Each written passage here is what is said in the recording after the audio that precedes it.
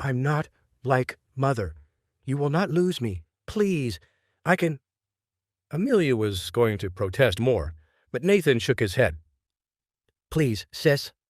Father is right. You're a formidable healer, but at the moment, we do not have the numbers to help you if you fall under attack in battle." Reluctantly, Amelia sighed and nodded her head. "Oh, be safe, then, and cut those scoundrels down for me." "With pleasure." Nathan smiled as he, Ulrich, Podrick, and Baylor mounted horses from a nearby stable. The four riders took off galloping down the cobblestone streets of the city at full speed. Normally, such things would be illegal, but given Ulrich's new High Lord status, they were allowed. The four of them rode their horses out of the front gate of the city and continued galloping through the night. They knew it would be a long, hard ride before they reached their enemies, so they steeled themselves to their cause. They would not let Dunshire burn at the hands of their enemies.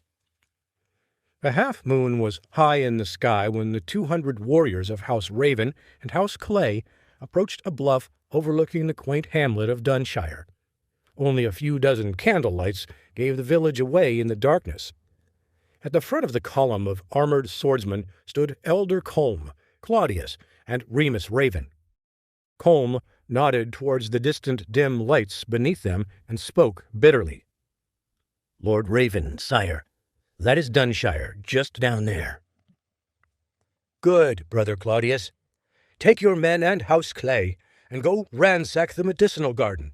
Then burn it to the ground at once." "Yes, brother, it shall be done." "Elder Colm, you and I shall lead the rest of our warriors into the Hayfield family manor. After we slaughter their followers, that place, too, shall go up in flames."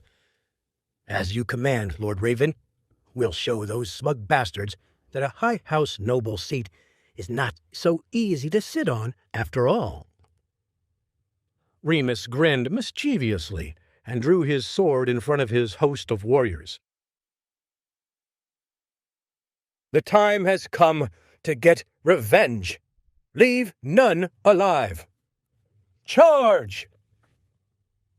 The host of warriors shouted as they poured down off of the bluff and headed straight towards the twinkling lights in the distance, their swords and battle pikes bristling in the moonlight. Meanwhile, inside the Hayfield family manor, old Billy Hayfield anxiously twirled his flute in his hands as he instructed two guards to adjust a welcome home sign. "A little to the left there, young fellows. Left, right, left. There, perfect, right there."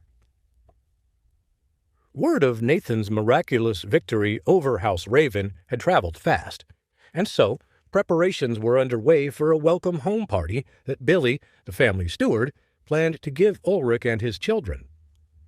The mood in Dunshire was full of excitement and exuberance. Rather than face the tyranny of the High Lord Raven's rule, they were free to remain the subjects of House Hayfield, and so the folks in town had felt extra grateful for their master's kindness. Unfortunately, this joyful mood meant that a dozen guards or so under House Hayfield's banner were more than a little intoxicated already.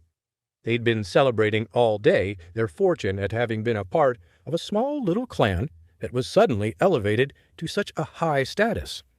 Naturally, the guards expected nothing more than a night of dancing and general merriment, so they'd only left one sentry to patrol the entrance to the sleepy hamlet. The sentry yawned as he rubbed his sleepy eyes and leaned against his spear. He barely paid attention to his surroundings, as his thoughts were on the coldness of the night and on how much longer his shift would be before he'd have a chance to join in the festivities. Suddenly, a cold, bright light flashed before his eyes. An arrow pierced into his eye, ending his life instantly as he crumpled to the ground. Elder Colm and Remus crept past the body as their men followed them to the edge of town. As Remus and his men approached the middle of the hamlet of Dunshire, The jolly mood of the townsfolk evaporated, as many of them were cut down indiscriminately and torches were thrown onto the thatched roofs of their small houses. The citizens screamed and immediately raced towards the relative safety of Hayfield Manor, or ran off into the woods. However, the few who simply shut their doors were roughly pulled out of their homes and forced to kneel before the leader of House Raven. Remus stood in the center of the chaos and smiled wickedly. As he spoke, his voice carried up into the Hayfield Manor, where old Billy, Torrin Lillyford, and the remaining Hayfield guards had sobered up and were helping the slower townsfolk into the safety of its walls. "Those of you in the Hayfield Manor, listen up, and listen good. Lord Ulrich and his son Nathan were caught planning a rebellion against Duke Godricson and have been executed. We are here on behalf of the Duke to arrest and interview House Hayfield attendants. If you do not leave the manor this instant and surrender, we will strike all down for aiding and abetting the criminal Hayfield family." The huddled masses of townspeople crammed into the Hayfield Manor cowered in fear as they listened to Remus Raven's vile words. All of them knew that House Raven's war strategy focused on lightning-fast assaults. Although this led to a higher casualty count, no other noble house was known to win a siege faster. Therefore, despite the obvious lies from Remus, everyone inside the manor knew that they could not count on the Duke's own army to arrive in time to save them. They were all alone, faced with utter destruction. There would be no long drawn-out bombardment, only an endless wave of assaults until everyone inside the large house lay dead. Old Billy grimaced as he pocketed his flute and heard the anxious whispers of the townsfolk and guards around him. They'd all been stunned by the sudden change of circumstances. They'd gone from a wonderful celebration to a grim last stand in a matter of minutes. "Rebellion from Lord Ulrich? That can't be possible, can it? Why else would the High Lord Raven dare to cut us all down so openly? He must have the Duke's permission, right?" "I guess you're right, but it still feels strange. Why would the Duke choose to punish us this harshly? They're burning everything in sight out there." Remus grinned at his men as they pillaged the remains of the hamlet. He listened to the anxious whispers coming from the two-story Hayfield Manor on a slight hill above the rest of town. "Those fools! There's no way they could possibly know we've chosen to denounce the kingdom of Calandria altogether. Still, I'd rather have them come out willingly, so I can slaughter them all more easily."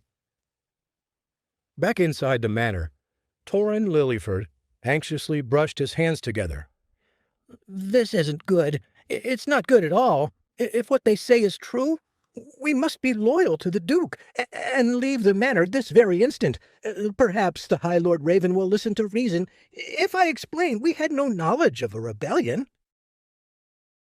A few scared faces in the room nodded their heads, but before the door was opened, another voice boomed throughout the manor. "Silence, all of you! I'd take no heed of that cruel bastard's words if I were you. When has House Hayfield been anything but honorable? Tell me now. Name a time it was so, and I'll be the first to leave this house." Not a word was spoken in the crowded manor. Torrin Lillyford merely coughed. All eyes were on old Billy as he went on. "They've already slaughtered some of us out there, and it's not like the High Lord Raven has an honest reputation. My best guess is they're goading us out in order to finish us off easily." Please subscribe to the Pocket FM YouTube channel and press the bell icon for instant notification. Check out our channel for more such exciting shows.